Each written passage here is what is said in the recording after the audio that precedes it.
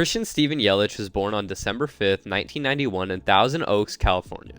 In high school, Yelich would hit .413 and would end up being named a second-team All-American in his senior year of high school and was ranked 34th in his class in the entire country.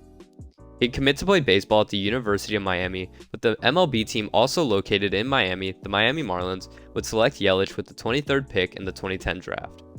Yelich would take until close to the deadline on August 17th, but he'd end up signing with the Marlins and be placed in the Gulf Coast League to start his minor league journey. Yelich would only play 6 games in rookie ball before getting moved up to Class A Greensboro, where in 2011 he would post a .312 batting average with a .388 on-base percentage and a .484 slugging percentage.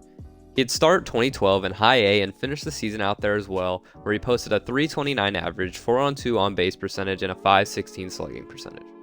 In 2013, Yelich would play 61 games in the minors between High A and Double A before getting his call to the big leagues to make his debut before ever even playing Triple A. Yelich's first stint in the MLB would be a very productive one, as he posted a 112 OPS plus behind a slash line that consisted of a .288 batting average, .370 on-base percentage, and a .396 slug. Following the 2013 season, Yelich would go back down to the minors to start 2014, but only for 4 games before making himself a mainstay on the major league team in Miami. He'd have yet another good season, posting a 115 OPS plus, but he had only hit 9 homers in 144 games, but his bat-to-ball skills were so good that he is still one of the best hitters and fielders, as he won the Gold Glove while on the 2014 Marlins team, alongside the huge outfield trio featuring Marcell Ozuna and Giancarlo Stanton. In 2015, Yelich was still a top hitter in the Marlins lineup, as Yelich still had a 118 OPS plus while hitting .300, but he had still only hit single-digit homers with only 7. In 2016, Yelich would discover a new power stroke as he finally clubbed to double-digit homers, hitting 21 while still batting .298, which is why his OPS plus jumped all the way up to 135, and he took home the Silver Slugger. This season would turn out to be a glimpse of what Yelich could do. But going into 2017, Yelich had very high expectations along with this entire Marlins team, and while the Marlins disappointed and missed the playoffs once again, Yelich would still have a good season, but it would be slightly worse than his 2016 year, as he only posted a 120 OPS plus with 18 homers. Before the start of the 2018 season, Yelich would find himself getting sent to Milwaukee as a part of the dismantling of the Marlins roster that saw stars like Marcell Ozuna, JT Realmuto, and Giancarlo Stanton all sent elsewhere.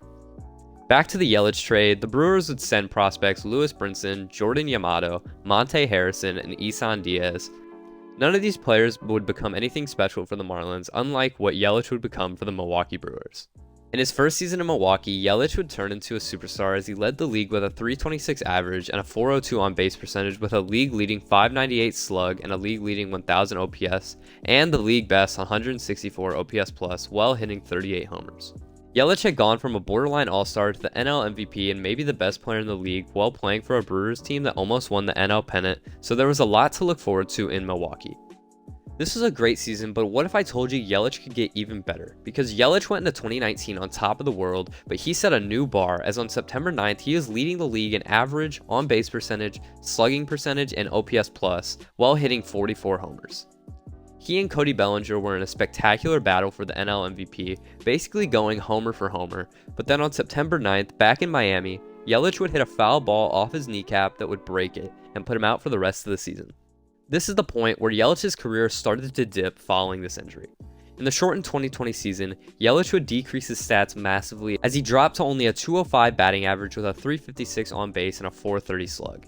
He still had a 110 OPS plus, but this was the worst to his career at this point, but 2021 would set a new low as he posted only a 101 OPS plus while hitting .248 with a .362 on base percentage and a .373 slug, and dropped back down to only hitting single-digit homers with 9. Fans now couldn't say it was only due to the shortened season, and it seemed like that knee injury was finally catching up with Yelich. 2022 would be a slightly better season for Yelich compared to 2021, but he still only had a 110 OPS plus while hitting .252. Now to the current year of 2023, where Yelich may have just found his stride once again, as at the end of the first half of the season, he has his 4th best OPS plus of his career at 128, and is back to hitting .284 with a .378 on base percentage and a .456 slug, and he's already hit 11 homers, which is already almost his highest total since 2019. He's also the Brewers' most valuable player by R WAR with 2.7.